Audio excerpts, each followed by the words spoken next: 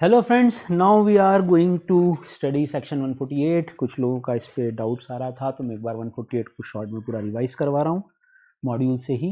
क्या क्या क्वेश्चंस आ सकते हैं एक बार वो भी डिस्कस करेंगे। कॉस्ट ऑडिट का सेक्शन है, आप जानते हैं सेक्शन 148, क्योंकि 139 से 146 स्टेचुरी ऑडिट के थे, 147 पेनल्टी का था और 148 कॉस्ट ऑडिट का है। ये audit in addition to audit होगा, ये पहला आपका क्वेश्चन है। In addition to the audit conductor under section 143 में कौन सा ऑडिट हो रहा है? Statutory audit. उसके अलावा होगा तो क्वेश्चन क्या आ सकता है? देखो एग्जाम में पहला क्वेश्चन कि मान लो एक कंपनी है एक्स लिमिटेड, वो बोल रही है कि CA Chetan Mantri is already our statutory auditor. तो क्या इनको कॉस्ट अकाउंट्स नहीं आते क्या? सर आते तो हैं। तो उनका कहना है एक्स लिमिटेड का, ही विल कंडक्ट या he will check cost records also, cost records also. So why we will conduct cost audit? हम क्यों करवाए cost audit? Why there is need to conduct cost audit, ऐसा बोल दो। या so we think that, ऐसा बोल रही है company, we think that we do not require cost audit. ऐसा इन्हें कहा, सिंपल हिंदी में बोलता तो एक ही लाइन थी। कंपनी बोल रही है कि हमारा ऑलरेडी स्टेचुरी ऑडिट हो रहा है तो हम कॉस्ट ऑडिट क्यों कराए। तो ये इंग्लिश में तुम्हारा पहला आंसर हो गया क्वेश्चन 1। ये तुम्हारा आंसर है, इतनी सी लाइन ये तुम्हारा आंसर है। अब ये अलग बात है, अभी तक एग्जाम में आया नहीं है, पर मैं इंटरप्रिटेशन के साथ बता रहा हूँ। सेक्शन 148 में कौन सी कंपनीज कवर होंगी? जिनको गवर्नमेंट नोटिफाई करेगी। सारी कंपनीज आएंगी क्या? सारी कंपनीज कॉस्ट रिकॉर्ड रखेंगी? सारी कंपनी कॉस्ट ऑडिट या कॉस्ट रिकॉर्ड रखेंगी क्या? नहीं, नहीं रखेंगी। कौन? जो गवर्नमेंट बताएगी। कौन से? ये दो वर्ड ध्यान रख लेना। गवर्नमेंट बाय ऑर्डर आदेश देगी कि कोई कौन सी प्रोडक्शन वाली कंपनीज, कौन कौन सी सर्विसेज वाली कंपनीज को utilization of material, labour, cost से रिलेटेड अपने अकाउंट्स रखने हैं। सिंपल भाषा में कॉस्ट रिकॉर्ड रखने हैं। तो गवर्नमेंट बताएगी, सिंपल, सारी कंपनीज को रखने की जरूरत नहीं। और इसके लिए गवर्नमेंट ने रूल्स बनाए, companies cost record rules, cost record and audit rules. तो शॉर्ट फॉर्म होगा CRA, cost audit and cost record and audit rules 2014, जो बताता है कि कौन कौन सी क्लास ऑफ कंपनीज को कॉस्ट ऑडिट करवाना पड़ेगा। चलिए पहला, अपन पहले क्या देखें, कौन सी कंपनी कॉस्ट रिकॉर्ड रखेगी, क्योंकि ऑडिट तो तब होगा जब रिकॉर्ड होगा। तो देखो गवर्नमेंट ने कितनी इंटेलिजेंटली ये प्रोविजन बनाया, देखो ध्यान से कितनी इंटेलिजेंटली बनाया। सपोज ये है आपका अभी प्रीवियस ईयर 1920, है ना। कॉस्ट रिकॉर्ड रखने हैं तो शुरू से रखने पड़ेंगे, यहाँ से 1 अप्रैल से, यहाँ पे 1 अप्रैल 19 से, कि आखिरी में रखोगे सर यहीं से। अब यहाँ से कॉस्ट रिकॉर्ड रखने हैं तो मैं एक कंपनी हूँ सपोज, और मैं मैन्युफैक्चरिंग कंपनी में पूछ रहा हूँ क्यों मुझे कॉस्ट रिकॉर्ड रखने हैं क्या। तो गवर्नमेंट कैसे बताएगी? देखो रूल 3 बोलता है कि किन किन लोगों को कॉस्ट रिकॉर्ड रखना है। रूल 3 किसका? वो CRA वाला, cost record and audit rule वाला, बोलता है कि ऐसी कंपनीज जो चाहे प्रोडक्शन ऑफ गुड्स में हो चाहे प्रोवाइडिंग ऑफ सर्विस में हो, main line, having an overall turnover, overall aggregate from all of its product and services, सब कुछ जोड़ लो, सब कुछ जोड़ लो आप, ऑफ 35 करोड़ और मोर। चलो मैं पूछ रहा था गवर्नमेंट से क्यों मुझे यहाँ से 19-20 से क्या कॉस्ट रिकॉर्ड रखने हैं, ये मैंने गवर्नमेंट से पूछना शुरू किया। गवर्नमेंट ने बोला हम बताते हैं आपको, देखो कैसे देखना है। आपके ऊपर ये चेक करने के लिए लगेगा रूल नंबर 3, जो बताएगा कि कॉस्ट रिकॉर्ड मेंटेन करने भी है आपको। ये TCA से मान लो, या ये कोई कंपनी है जो पूछ रही है कॉस्ट रिकॉर्ड रखने हैं क्या, उससे बोल रहे हैं कि तुम टर्नओवर देखो 35 करोड़ या उससे ज़्यादा है क्या। कब का देखो? इस साल का। नहीं सर 1 अप्रैल को क्वेश्चन पूछ रहे हैं तो इस साल का टर्नओवर तो है ही नहीं, तो कौन से साल का? सर प्रीवियस ईयर 18-19 का आप टर्नओवर देखो, आप ओवरऑल टर्नओवर देखो of all the goods, all the services, क्या ये एक्सीड या इक्वल टू भी, यहाँ 35 करोड़ से ज़्यादा या बराबर हो गया। आंसर 2 होंगे। मान लो लास्ट ईयर का टर्नओवर है 20 करोड़, तो हम बोलेंगे कि 1920 में आपको कॉस्ट रिकॉर्ड रखने की ज़रूरत नहीं है। लास्ट ईयर का टर्नओवर है मान लो 45 करोड़, या ये केस 1 ये केस 2, तो हम बोलेंगे यस कॉस्ट रिकॉर्ड 1920 से रखना शुरू कर दो। तो चलो रूल 3 याद कर लेते हैं फटाफट। बोलो रूल 3 क्या बोलता है? The class of company engage in the production of either goods either services having an overall turnover, aggregate मत बोलना, ओवरऑल बोलना, overall turnover for all its product all its services of 35 crore more during the immediately preceding financial year will be required to include cost record into their books of accounts. अब इस company में क्या foreign company भी आएगी? तो देखो एक question हो गया, फॉरेन कंपनी पे लगेगा, हाँ लगेगा, फॉरेन कंपनी यस, उनको भी रखना पड़ेगा। दूसरा क्वेश्चन सर एमएसएमई को रखना पड़ेगा क्या? एमएसएमई के लिए लिख लो नो, उनको नहीं रखना है। तो सेक्शन 242 की जो फॉरेन कंपनी है उसको तो ये रिकॉर्ड्स रखने ही पड़ेंगे। यस, चलिए इस रूल ने कंपनीज को दो हिस्सों में डिवाइड कर दिया, एक है रेगुलेटेड एक है नॉन रेगुलेटेड। एमएसएमई और फॉरेन कंपनी को कभी वो एमसीक्यू या केस स्टडी में पूछ लें तो आप ध्यान रखिएगा। ये हो गया कॉस्ट रिकॉर्ड रखना शुरू। रूल 5 बोलता है कि कॉस्ट रिकॉर्ड और किस किस को रखना पड़ेगा। 3 के बाद 4 आना चाहिए, पर पहले 5 पढ़ रहे हैं। देखो रूल 5 बोलता है कि एवरी कंपनी, हर एक कंपनी को, तो वो तो रखेगी सर, पर सुनो ध्यान से, उसकी हर यूनिट हर ब्रांच, क्यों? अरे भाई मेरी ऑल ओवर इंडिया 20 फैक्ट्री, तो क्या एचओ रखेगा सिर्फ बुक्स की? फैक्ट्रीज भी तो कॉस्ट रिकॉर्ड मेंटेन होंगे, ब्रांचेस भी होंगे, यूनिट्स भी होंगे, होंगी sir. Each of its financial year is required to maintain cost record in form CRA1। जिन लोगों पे एक बार ये रूल लग गया, रूल 3, उनको फिर रूल 5 में उनको, उनकी यूनिट्स को, उनकी ब्रांचेस को, सबको ये कॉस्ट रिकॉर्ड रखने हैं। कैसे रखने हैं? रेगुलर बेसिस पे रखने हैं। बोलो पहला क्या था? अप्लीकेबिलिटी हुई कि नहीं? एक बार अप्लीकेबिलिटी होगी तो दूसरा टाइटल क्या है? मेंटेनेंस। देखो यहाँ क्या था? अप्लीकेबिलिटी फॉर मेंटेनेंस, यहाँ क्या है? Maintenance of. तो कैसे रखना है? रेगुलर बेसिस पे, ताकि पर यूनिट कॉस्ट वगैरह ये सब निकल पाए। पर unit cost, cost of operation, cost of sale, margin, ये सब इस प्रोडक्ट और सर्विसेज के जो वो करता है वो निकल पाए ऑन मंथली, क्वार्टरली या हाफ ईयरली या एनुअल बेसिस। जैसा भी आपको तो लगातार रिकॉर्ड रखना है, तो हर मंथ का, हर क्वार्टर का, हाफ ईयर का, ईयरली का, जैसा भी देना आप दे सकते हो। अब आप याद करो, कारों में भी अपन ने पढ़ा था, कंपनीज ऑडिट रिपोर्ट ऑर्डर में पढ़ा था हमने, कि वहाँ पे एक क्वेश्चन था क्लॉज 6 में पैराग्राफ 3 के, कि क्या कंपनी कॉस्ट रिकॉर्ड स्पेसिफाइड कराए क्या कंपनी को गवर्नमेंट ने? क्या कंपनी के ऊपर गवर्नमेंट ने सेक्शन 148(1) में कॉस्ट रिकॉर्ड मेंटेन करने की बात कही है क्या? और अगर हाँ तो वो मेंटेन हुए हैं या नहीं? तो कंपनी चेक करो वो नोटिफाइड है, नोटिफाइड नहीं है। कंपनी अगर नोटिफाइड है तो चेक कर लेना रूल 3 की अप्लीकेबिलिटी क्या है। रूल 3 अप्लाई हो रहा है तो चेक करना कि मेंटेन किया या नहीं किया। तो देखो मैं अगर ऑडिटर हूँ और मैं बोल रहा हूँ कि ये वाला केस कवर करते हैं, तो मैं देखूंगा कि यहाँ से यहाँ तक उन्होंने पूरे साल के दौरान कॉस्ट रिकॉर्ड मेंटेन किए हैं या नहीं किए। अब बताओ प्रीवियस ईयर 20-21 में कॉस्ट रिकॉर्ड रखेंगे कि नहीं रखेंगे? तो उसके लिए अपने को पिछला साल का टर्नओवर देखना पड़ेगा। कौन से का? 19-20 का। मान लो 19-20 का टर्नओवर जो है वो है 50 करोड़, तो क्या करोगे सर? यहाँ पर कॉस्ट रिकॉर्ड मेंटेन करना पड़ेगा एज पर रूल 3। रखो कॉस्ट रिकॉर्ड रखो, बोलो भैया हाँ या ना? फिर 21-22 के लिए सर फिर से देखना पड़ेगा। हाँ बिल्कुल देखना पड़ेगा। प्रीवियस ईयर 21-22 के लिए फिर से देखेंगे कि यहाँ कौन से साल 20-21 में क्या टर्नओवर है, क्या वो 35 करोड़ से ज़्यादा है, तो फिर से यहाँ कॉस्ट रिकॉर्ड मेंटेन होंगे। ये है रूल 3 और रूल 5 की एप्लीकेबिलिटी हमने सीखी। अब रिकॉर्ड तो रखने लग गए, अब क्या चाहिए सर? अब ऑडिट चाहिए, है ना? रिकॉर्ड तो रख लिया, अब क्या है? ऑडिट की रिक्वायरमेंट पूरी करनी है अपने को। ऑडिट की रिक्वायरमेंट कैसे पूरी करोगे? देखो देखो भैया, रूल 4 बोलता है कि एक बार रिकॉर्ड, देखो गवर्नमेंट कितनी समझदार है, पहले उन्होंने आपसे रिकॉर्ड रखवाना शुरू किया, क्योंकि रिकॉर्ड ही प्रॉपर नहीं है तो ऑडिट में फिर वो नेगेटिव रिपोर्ट देगा। CWA क्या मतलब है? तो पहले आपकी प्रैक्टिस करवा ली कि पहले रिकॉर्ड रख लो। यहाँ पे मैं टर्नओवर थोड़ा कम कर देता हूँ, यहाँ पे कर देता हूँ मैं 48 करोड़, मैं कर देता हूँ मैं 55 करोड़। तो बताओ यहाँ भी कॉस्ट रिकॉर्ड रखने हैं, रूल 3 अप्लाई हो जाएगा, है ना? ये तो हुआ रूल 3 का कंसेप्ट। अब मुद्दा आया कि सर ऑडिट किस किस साल होगा? जैसे क्या 1920 में रिकॉर्ड रखने लग गए तो ऑडिट होगा? लाओ चेक करते हैं।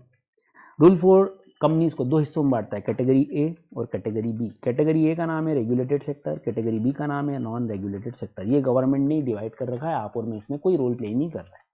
कैटेगरी ए वाली कंपनियां, मतलब रेगुलेटेड सेक्टर वाली कंपनियां कब ऑडिट करवाएंगी? If the overall turnover of the company from all its product and services during the immediately preceding year, पिछले साल, है ना? ये अभी भी बात तो इमीडिएट प्रीसीडिंग ईयर की है, इस 50 करोड़ और मोर। अच्छा, इसके साथ बीच में लगा दिया पट्टों ने एंड, मतलब ये दो कंडीशन पूरी करनी है। पहला, आपका ओवरऑल टर्नओवर वाली कंडीशन एक्सीड और equal to 50 crore, plus plus मतलब and aggregate turnover of a product, ये देखो इंडिविजुअल लिखा ना, इंडिविजुअल प्रोडक्ट, किसी एक प्रोडक्ट या सर्विस का, किसी भी एक प्रोडक्ट या सर्विस का इंडिविजुअल प्रोडक्ट, इंडिविजुअल प्रोडक्ट, तो ए लिख देता हूं ऑफ अ प्रोडक्ट और सर्विस एक्सीड्स किससे, 25 करोड़, और 25 करोड़ से ज्यादा होना चाहिए। पिछले साल की बात हुई है, during the immediately preceding year, बोलो भैया, हाँ है ना। तो अब कैसे देखेंगे, देखो अपने को दो कंडीशन पूरी करनी है, यहाँ पे चेक करो, बताओ 18-19 में ऑडिट हुआ नहीं सर, यहाँ तो टर्नओवर 45 करोड़, पिछले साल का देखना था 17-18 का, 17-18 का टर्नओवर 20 करोड़ ही था, तो यहाँ कॉस्ट रिकॉर्ड ही रखने की जरूरत नहीं थी। कॉस्ट रिकॉर्ड रखना कब से शुरू करें सर, यहाँ पे शुरू करें हमने, यहाँ से कॉस्ट रिकॉर्ड रखना शुरू करें हमने। ओके, अब बताओ 1920 का ऑडिट होगा, 1920 की जब बात आई ऑडिट की, कॉस्ट ऑडिट होगा या नहीं होगा, तो हमने देखा रूल नंबर 4, रूल 4 बोलता है लास्ट ईयर का टर्नओवर अगर 50 करोड़ से ज़्यादा हो, वो कंडीशन पूरी नहीं हो रही है, लास्ट ईयर का टर्नओवर तो 35 करोड़ से ज़्यादा था, कितना था हमारे एग्जाम्पल में, ये 45 करोड़ था, तो 50 करोड़ तो नहीं हुआ दादा, तो फिर इस बार ऑडिट नहीं होगा, बोलो ना, हाँ है ना। कैटेगरी ए के लिए, कैटेगरी ए कंपनी है तो 50 करोड़, कैटेगरी बी है तो देख लेंगे, ए समझ लो तो बी अपने आप ही समझ में आ जाएगा, लास्ट ईयर ऑडिट होगा नहीं होगा। चलो अब आ गए अपन बात करते हैं 2021 में, 2021 में क्या ऑडिट होगा, तो मैंने फिर बोला चलो रूल 4 चेक करते हैं।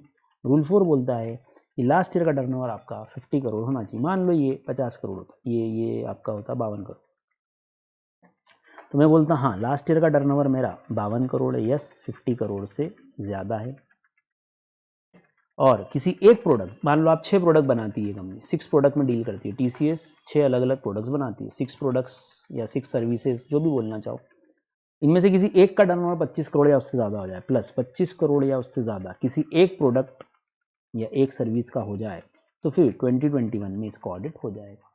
21-22 में सर रिकॉर्ड तो रखे हैं, अब ऑडिट चेक कर लेते हैं, लाओ बताओ सर, वापस से रूल 4 लगाओ, रूल 4 के हिसाब से लास्ट ईयर का टर्नओवर देखो, यहाँ भी मैंने लास्ट ईयर देखा था, यहाँ भी लास्ट ईयर देखो, ये 55 करोड़ है, 50 करोड़ से ऊपर है, प्लस एक का किसी का भी 25 करोड़ से ज़्यादा चला गया तो ऑडिट होगा। ये था कैटेगरी ए के लिए, है ना। अब कैटेगरी बी के लिए यही रूल्स कैसे हो जाएंगे, देखो डाटा चेंज करना पड़ेगा अपने को बस। कैटेगरी बी के लिए क्या बोला गया, यही डाटा बोला गया 100 करोड़ या उससे ज़्यादा प्लस 35 करोड़ या उससे ज़्यादा, समझ गए आप। यहाँ पे एग्रीगेट की बात होगी, यहाँ पे किसी इंडिविजुअल प्रोडक्ट की बात होगी, बाकी वो का वही पूरी लाइन। अब मेरे एग्जाम्पल में तो अगर सारा डाटा चेंज करूँ तो बात अलग है कि यहाँ पर आपको 50 की जगह 100 देखना है और 25 की जगह 35 करोड़ देखना है, ये है कैटेगरी बी। अब मेरा अभी अगर 52 से देखूंगा ये वाला, तो बोलूँगा ऑडिट नहीं होगा, क्योंकि 100 करोड़ नहीं हुआ लास्ट ईयर का टर्नओवर, है ना। तो इस डाटा से तो कैटेगरी बी अभी अप्लाई नहीं होगा, मुझे डाटा चेंज करना पड़ेगा, जैसे यहाँ पे 105 करना पड़ेगा, यहाँ भी 110 करना पड़ेगा, तो हम बोलेंगे कि हाँ ऑडिट होगा। बात समझ में आई। तो कैटेगरी ए और ये कैटेगरी बी, तो आपको लॉजिक समझ में आ गया। तो कैटेगरी बी का सिर्फ डाटा याद होना चाहिए, क्वेश्चन तो आप आराम से सॉल्व कर सकते हो। अब ये अलग से आएगा तो 4 मार्क्स में आ सकता है, इस पर केस स्टडी आ सकती है, इस पर एमसीक्यू आ सकता है कि ऑडिट कब होगा। तो देखो गवर्नमेंट कितनी समझदार है, पहले आपसे 1-2 साल ऑडिट करवाने से पहले आपसे रिकॉर्ड रखवाना शुरू करवाया, रिकॉर्ड की जब प्रैक्टिस हो जाए तो फिर ऑडिट की बात आई, ऐसा करा गवर्नमेंट ने। ये है रूल 4, 2 लिमिट ध्यान रखना है, 100 करोड़ और मोर एंड 35 करोड़ और मोर, और ये इसमें एंड वर्ड इसमें भी है, तो दोनों कंडीशन एक साथ पूरी हो, एक भी टूटी तो ऑडिट नहीं होगा, एक भी टूटी तो ऑडिट नहीं होगा, ध्यान रखना एक बार। ये हो गया रूल 3, 4 और 5 की कॉस्ट रिकॉर्ड कब रखना है, किसको रखना है रूल 5, और कब कब ऑडिट होगा। तो पहले रिकॉर्ड रखवाए, सबसे रखवाए, और फिर आपका ऑडिट शुरू करवाया रूल 4 में। कैटेगरी ए और कैटेगरी बी दो तरह की कंपनी हो गई, regulated sector, non regulated sector. अगला question, who can be cost auditor. देखो कॉस्ट अकाउंटेंट ही होगा वो, कौन अपॉइंट करेगा सर, बोर्ड अपॉइंट कर देगा, तो बीओडी अपॉइंट करेगा सीडब्ल्यूए, बोलो है ना। अच्छा, क्या सीए, मैं एक सी हूँ, I am a chartered accountant, और मैं सीडब्ल्यूए भी हूँ, मैं कंपनी का ऑलरेडी स्टेच्यूटरी ऑडिट कर रहा हूँ, है ना। कंपनी बोल रही है हमारा सीए ऑडिट कर रहा है, हमको सीडब्ल्यूए की जरूरत ही नहीं, हमको ऑडिट की जरूरत ही नहीं, तो अभी हमने पढ़ लिया था कि नहीं ये तो इन एडिशन है, ये तो करवाना ही पड़ेगा कॉस्ट ऑडिट। तो चलो, कंपनी को लगा रहे यार खर्चा डबल हो जाएगा, कंपनी क्या बोल रही है, ये जो हमारे चेतन मंत्री जी हैं सीए भी है सीडब्ल्यू जी भी है, तो ये सीए जी और सीडब्ल्यू जी दोनों हैं, वापस से बोलता हूँ, चेतन मंत्री जी सीए भी हैं सीडब्ल्यूए भी हैं, तो हम इनसे ही कॉस्ट ऑडिट करवा लेते हैं। तो देखो क्या बोला गया, ये एक और इंपॉर्टेंट बात, no person appointed under section 139 is auditor, मतलब CA, shall be appointed for conducting the audit of cost record. तो ये मैंने लॉजिक से बताया कि सीए अगर ऑलरेडी स्टेचुटरी ऑडिट कर रहा है और वो सीडब्ल्यूए भी है तो ऐसा नहीं होगा कि आप उससे ऑडिट करवा लो। जो 139 में ऑडिटर अपॉइंटेड है ना, उससे आप कॉस्ट ऑडिट नहीं करवा पाओगे। तो ध्यान रखना, सीए से ऑडिट मत कराना, या ऐसा बोल लो स्टेचुटरी ऑडिटर से ऑडिट मत करवाना। Statutory auditor will not be cost auditor. ठीक, ये लाइन हमने यहाँ से सीख ली। तीसरी बात, अकाउंटिंग स्टैंडर्ड होते हैं हमारे लिए तो CWA लोगों के लिए है cost accounting standard, CAS cost accounting standard, जो उनके institute cost and work accountant 1959 ने इशू किए with the approval of government. तो ऑडिट कैसे होगा? Audit will be conducted in accordance with cost accounting standard. ठीक है साहब। अपॉइंटमेंट कौन करेगा? तो हमने पढ़ लिया, बोर्ड ही करेगा। रूल नंबर 6 पे आ गया अब अपॉइंटमेंट के लिए। देखो क्या लिखा, कंपनी अपॉइंट कौन करेगा? कौन करेगा वर्ड तो हो गया, कौन, BOD करेगा। किसको करेगा? CWA को करेगा, जो प्रैक्टिसिंग CWA उसको करेगा। अच्छा, टाइम लिमिट कितने समय में करेगा? देखो ध्यान से, with in 180 days from the commencement of every financial year. बहुत टाइम दिया यार। आपका फाइनेंशियल ईयर बोलो यहाँ कौन सा था? 1920। आपको लगाना यहाँ कॉस्ट ऑडिट करवाना है, कॉस्ट ऑडिट करवाना है तो साल शुरू होने से 180 दिन के अंदर अंदर आप ऑडिट, यहाँ नहीं लिख रहा हूँ मैं, यही लिख देता हूँ। ये है आपका साल। मान लो आपको लगा कि प्रीवियस ईयर 1920 में आपको ऑडिट करवाना है, तो यहाँ से 1 अप्रैल से लेकर कितने दिन दे दिए आपको? 180 दिन दिए, जिसमें आपको ऑडिटर अपॉइंट करना है। मतलब 30 सितंबर के अराउंड तक की डेट हो गई। फिर आपका साल खत्म हो जाएगा यहाँ पे 31 मार्च। साल खत्म होने के बाद वो आपको देगा ऑडिट रिपोर्ट। ऑडिट रिपोर्ट के लिए फिर से आपको मैक्सिमम यहाँ पर 180 डेज दिए। मतलब ये हो गया 31 मार्च 20। 31 मार्च 20 की रिपोर्ट आप कब तक दे सकते हो? 30 सितंबर 2020 तक भी सबमिट कर सकते हो। ये हो गई ऑडिट रिपोर्ट सबमिशन। ये था अपॉइंटमेंट। ये कहाँ लिखा सर? बता रहा हूँ। पहले ये एक चीज़ हो गई। चलो, उससे रिटर्न कंसेंट लोगे या नहीं लोगे? लोगे। क्या कि वो अपॉइंटमेंट के लिए एलिजिबल है, और उससे एक सर्टिफिकेट ऑब्टेन करना, जैसे CA से कर रहे हैं 139 में हम। सर्टिफिकेट में क्या 4 बात लिखी होंगी सर? वही जो CA में लिखी थी। क्या कि वो इंडिविजुअल या फर्म एलिजिबल है और वो डिस्क्वालीफाई नहीं है अंडर कंपनीज एक्ट। अपन अंडर CA एक्ट होते हैं, ये अंडर CWA एक्ट होगा, अंडर द रूल्स और रेगुलेशन। वो सारे क्राइटेरिया सेटिस्फाई कर रहा है सेक्शन 141 के। सेम बात, प्रपोज्ड अपॉइंटमेंट उसकी लिमिट्स के अंदर है, वही जो लिमिट्स हमारे ऊपर लगी थी, और उसके खिलाफ कोई भी कार्यवाही अगर चल रही थी तो उसकी जानकारी वो दे चुका है, डिस्क्लोज्ड। उस CWA के खिलाफ अगर कोई कार्यवाही चल रही थी प्रोफेशनल मैटर में, तो उसने सारी जानकारी ट्रूली और करेक्टली हमको डिस्क्लोज कर दी है। Okay sir. फिर जो भी कंपनी ऑडिटर अपॉइंट करेगी शैल इन्फॉर्म द ऑडिटर, जो भी ऑडिटर है उसको सूचना दो, with in a period of 30 days of the board meeting. ठीक है, बहुत समय है ना। साथ ही साथ एक तो CWA को बताओ, प्लस सेंट्रल गवर्नमेंट को भी इन्फॉर्म करो कि हमने ऑडिटर अपॉइंट कर दिया। कितने दिनों में? ये 180 दिनों में अपॉइंट कर रहे हो ना तुम। ये मान लो आपने इस दौरान मुझे ऑडिट, चलो मेरे को तो नहीं, मैं तो CA हूँ, तो अपन लेते हैं CWA राम को आपने ऑडिटर अपॉइंट करा, तो उसको इन्फॉर्म करो। उसको थोड़ी ना मालूम है ये बात, उसको इन्फॉर्म कर देना, और गवर्नमेंट को भी इन्फॉर्म कर देना। Inform cost auditor with the central government 30 दिनों के अंदर। बोलो भैया, या with in a period of 180 days which ever is earlier. 180 दिन के एग्जैक्ट आखिरी दिन आपने अपॉइंट किया 180 दिन में, तो उससे 30 दिन के अंदर। Form number CRA2। CRA1 क्या था सर? इनको रिकॉर्ड्स रखने थे CRA1 में, ये CRA1 था रिकॉर्ड्स रखने का। CRA2 अपॉइंटमेंट का इंफॉर्मेशन देने के लिए, along with the fees as specified in companies fees rules 2014। तो चलो CWA को इन्फॉर्म करो, सेंट्रल गवर्नमेंट को इन्फॉर्म करो, या तो 30 दिन जब से अपॉइंट किया, या 180 दिन विच एवर इज अर्लियर, जो भी पहले हो जाए। समझ गए? सिंपल ना। अरे मतलब आपने मई में अपॉइंट करा तो वहां से 30 दिन, आपने एग्जैक्ट 180वें दिन उसको अपॉइंट करा तो वहां से 30 दिन, विच एवर इज अर्लियर। ये कब तक ऑडिटर बना रहेगा मैंने बता दिया। इसका टेन्योर क्या होगा? टेन्योर, इसका समय, इसका कार्यकाल क्या होगा? Till the expiry of 180 days. कहां से? From the closure of the financial year. ये लिखा मैंने, 180 डेज मैक्सिमम बोला। क्यों बोला? अरे भाई अगर AGM 31 मई 2020 को थी तो इस दिन उसने रिपोर्ट दे दी, जैसे CA देता है, उसने भी दे दी बेचारे ने, उसने भी ईमानदारी से काम किया, 2 महीने के अंदर रिपोर्ट देती, तो विच एवर इज अर्लियर। ये लिखा हुआ है, देखो क्या लिखा है। या तो क्लोजर हो जाए उससे मैक्सिमम 180 दिन तक वो अपॉइंटेड रहेगा, या till he submit the cost audit report. एक ही बात है। 180 दिन मैक्सिमम हो गए, 180 दिन तक उसका टेन्योर चलता रहेगा, या उसके पहले वो रिपोर्ट दे देगा तो टेन्योर खत्म हो जाएगा। और देगा पहले ही, वो जैसे AGM होगी उसके पहले वो भी अपनी रिपोर्ट दे चुका होगा, तो ये हो गया उसका टोटल टेन्योर। अगला टाइटल, क्या उसको रिमूव कर सकते हैं? कर सकते हैं उसकी टर्म के पहले। कौन करेगा? सर बोर्ड करेगा। बोर्ड अपना रिजोल्यूशन पास करेगा, इसमें अभी किसी और का रोल नहीं। उसको एक अपॉर्चुनिटी देगा, हाँ, रीजन देगा, हाँ, हटा देगा। ओरल नहीं, राइटिंग में बोर्ड के पास पूरा पावर है। CRA2 जो फाइल किया था सेंट्रल गवर्नमेंट को for intimating appointment of another cost auditor, ये दूसरा शाल, ये आप जब वापस से CRA2 फाइल करोगे ना, अच्छा हटाने का पावर किसका पहले ये बताओ, रिमूवल का पावर किसका है? बोर्ड का। तो अपॉइंटमेंट का पावर भी किसका है? रिमूव करेगा बोर्ड, देन अपॉइंट करेगा बोर्ड, CRA2 फाइल कर देगा अपॉइंटमेंट करते समय वापस से, प्लस बोर्ड का रिजोल्यूशन। बोर्ड रिजोल्यूशन भी साथ में कॉपी अटैच करनी पड़ेगी कि भाई क्यों हटाया उस ऑडिटर को, उसमें रीजन लिखे होंगे उस रिजोल्यूशन में। तो गवर्नमेंट देखेगी ना CWO को बीच में क्यों हटा दिया, क्या हो गया। It may further noted that it will not affect the right of cost auditor to resign. ये तो आपको मालूम था, कॉस्ट ऑडिटर भी अपनी इच्छा से रिजाइन कर सकता है, उसमें कोई दिक्कत नहीं है, जैसे एक CA कर सकता है। कैजुअल वैकेंसी है जो आएगी, क्या करेंगे इसका? मान लो डेथ हो गई, रेजिग्नेशन हो गया या रिमूवल हो गया, इससे कैजुअल वैकेंसी अराइज होगी, तो बोर्ड खुद फिल करेगा कितने दिनों में? 30 डेज में। ये नीचे लिखा हुआ है इन्होंने ऊपर की जगह 30 डेज,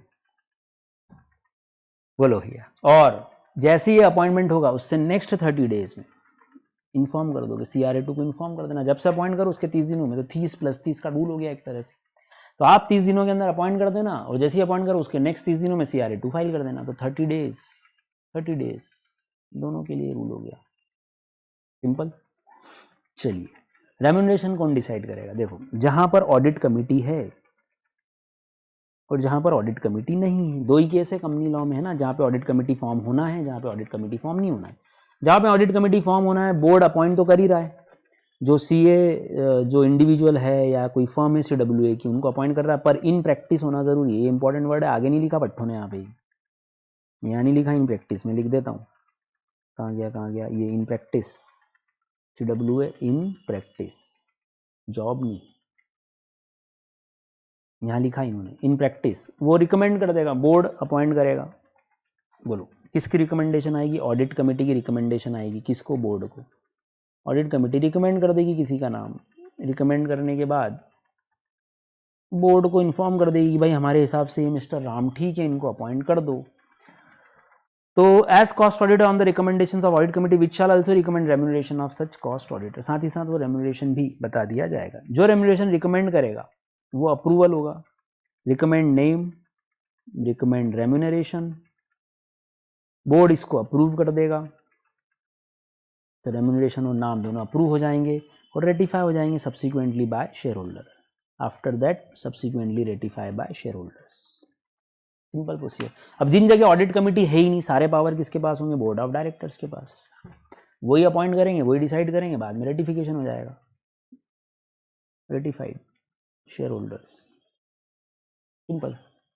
क्वालिफिकेशन सेम जो कि CA के लिए थे, बिल्कुल सेम सब कुछ एज फार, ये लिखा ना, it shall be the duty of the company to give all assistance to cost auditor. ये तो ठीक है, कंपनी करेगी सही हेल्प उसकी। सारी qualification same as chartered accountant.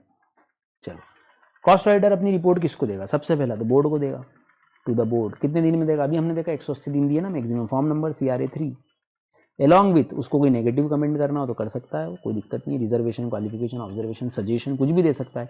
वही रिपोर्ट कितने दिन में देगा? 180 days from the closure of the financial year. यही उसका मैक्सिमम टेन्योर है, इसके अंदर अंदर दे देगा। विद इन 180 डेज मतलब AGM से पहले दे देता है मोस्टली।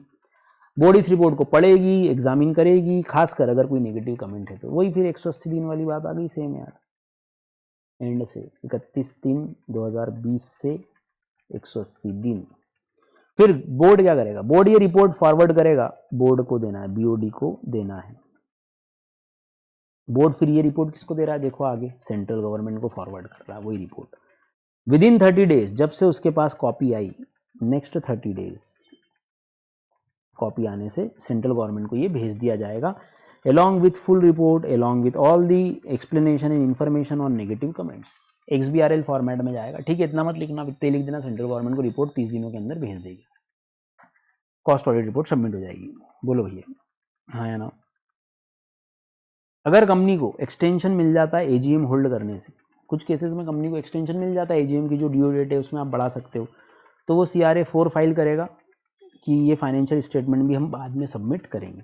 अगर गवर्नमेंट को लगता है कि आपकी इन्फॉर्मेशन, आपकी कॉस्ट रिपोर्ट के बावजूद गवर्नमेंट को लगता है, ओपिनियन, कि कोई और फर्दर इन्फॉर्मेशन चाहिए, गवर्नमेंट और जानकारी चाहती है आपसे, तो आपसे बुलवा सकती है। तो मैं लिख देता हूँ साइड में, सेंट्रल गवर्नमेंट में ask for additional information, central government में आस्क फॉर फर्दर इन्फॉर्मेशन, उसको ज़रूरत लगती है तो कॉल कर सकती है। अच्छा, जैसे एक सीए की ड्यूटी है 143(12) में फ्रॉड को रिपोर्ट करने की, same duty shall mutatis mutandis apply to cost audit, और याद होगा सीएस के ऊपर भी ऐसी ड्यूटीज अप्लाई होती है, same as CA, same duty as CA. वही 143(12) लग गया पूरा का पूरा। ये एक इंपॉर्टेंट क्वेश्चन है, 3 मार्क्स 4 मार्क्स में अलग से आ सकता है। ये कॉस्ट ऑडिट रूल्स कब अप्लाई नहीं होंगे, रूल्स ही अप्लाई नहीं होंगे, मतलब ना रिकॉर्ड्स रखना है ना ऑडिट करवाना है।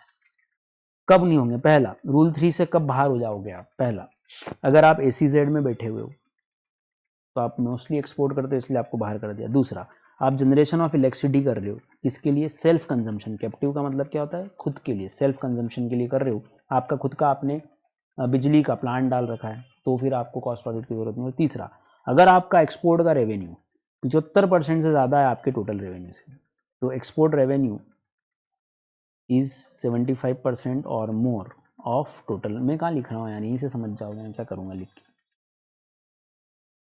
Total revenue is less than export revenue, कितने परसेंट? 75% ऑफ एक्सपोर्ट रेवेन्यू, ऐसा ध्यान रख सकते हैं। इन फॉरेन एक्सचेंज, हाँ इन रुपीज़ नहीं, इन फॉरेन एक्सचेंज, रुपये की बात मत करना, इन फॉरेन एक्सचेंज डॉलर्स में। तो 3 कंडीशन है कब कब ऐसी ये रूल 3 लगेगा, कॉस्ट रिकॉर्ड रखने की जरूरत नहीं। पहला, आप एसीजेड में ऑपरेट कर रहे हो। दूसरा, आप जनरेशन ऑफ इलेक्ट्रिसिटी कर रहे हो कैप्टिव कंजम्पशन के लिए और खुद का प्लांट है आपका, थ्रू लिखा ना, थ्रू। और तीसरा, आपका revenue from export exceed 75% of total revenue in foreign exchange, तो फिर आपके ऊपर नहीं लगेगा। पेनल्टी प्रोविजन सेम जो सेक्शन 147 मैंने आपको भेजा था, सेम सेक्शन देखो, 147(1), 147(2) से लेकर 4, सबके सब ये थे कंपनी और ऑफिसर के लिए, और ये है कॉस्ट ऑडिटर के लिए, कि कॉस्ट ऑडिटर भी यहाँ पे कवर होगा। ये था पूरा प्रोविजन कॉस्ट ऑडिटर का। देखो हमने क्या क्या देखा, एक बार देखते हैं क्वेश्चंस क्या क्या बन सकते हैं। लाओ, अगर वो बोले शॉर्ट नोट लिखो, सपोज वो बोलते हैं शॉर्ट नोट लिखो, तो देखो शॉर्ट नोट में आप क्या क्या ले सकते हो। आप ले सकते हो कि who can be appointed cost auditor. दूसरा, मैं सी ए लिख दूं यहाँ पे, कॉस्ट ऑडिटर है तो क्या लिखूं, COA कर दें, कॉस्ट ऑडिटर। दूसरा, who will appoint, who can भी तो हो गया, हु विल अपॉइंट, इसका अपॉइंट का पॉइंट बनाना। फिर उसका रिमूवल प्लस कैजुअल वैकेंसी, ये बना देना। फोर्थ, उसकी क्वालिफिकेशन, एलिजिबिलिटी वाला पॉइंट बना सकते हो आप, उससे सर्टिफिकेट ले रहे हैं ये पॉइंट बना सकते हो आप। फिफ्थ, उसका टेन्योर कब तक होगा, ये बना सकते हो आप। सिक्स्थ, वो अपनी रिपोर्ट किसको और कब देगा, कब और किसे, ये बना सकते हो आप, 6 पॉइंट। सेवंथ, ये कॉस्ट ऑडिटर के बारे में हो गया। इसके बाद आप जोड़ना चाहो तो रूल 3 जोड़ सकते हो कि रिकॉर्ड किसको रखना है, रूल 4 जोड़ सकते हो कि ऑडिट कब होगा। ये इस तरह से हम एक शॉर्ट नोट बहुत इजीली फॉर्म कर सकते हैं। एक क्वेश्चन ये भी जोड़ सकते हो कि अगर ऑलरेडी स्टैट्यूटरी ऑडिट हो रहा है तो क्या कॉस्ट ऑडिट भी होगा, तो हम बोलेंगे हाँ होगा। एक क्वेश्चन ये जोड़ सकते हो आप कि सीए जो कि स्टैट्यूटरी ऑडिटर है will not be cost auditor, जो मैंने टिक कराया वही वाले पॉइंट ले सकते हो, will not be cost auditor. अच्छा, इसके अलावा एक सेपरेट क्वेश्चन रूल 3 रूल 4 अलग से आ सकता है, ये 3-4 मार्क्स में, 5 मार्क्स में, कि चलो रूल 3 रूल 4 लिखो डायरेक्ट, है ना। रिमूवल हो गया, कैजुअल वैकेंसी, अपॉइंटमेंट हो गया, इन्फॉर्मेशन हो गई, रिपोर्ट हो गया, कैजुअल वैकेंसी हमने बना लिए सारे पॉइंट, रेम्यूनरेशन का नहीं बनाया, ठीक है। इतने सारे पॉइंट को शॉर्ट करा, फिर इधर से आप देखोगे तो रूल 3 रूल 4 और रूल 5, है ना। रूल 3 और 4 अलग से आ सकता है। अभी तक इस पर बहुत ज़्यादा क्वेश्चन पूछे नहीं हालांकि आईसीआई ने, बट आप इसको इजी पार्ट है, बहुत इजीली इसको कंप्लीट कर सकते हो। तो कुछ ये आपकी क्वेरीज थी, ये मैंने इस वीडियो से सॉल्व की, आप यहीं से याद कर लेना, मैं शीट भी भेज दूंगा। क्लियर है? चलिए, थैंक यू।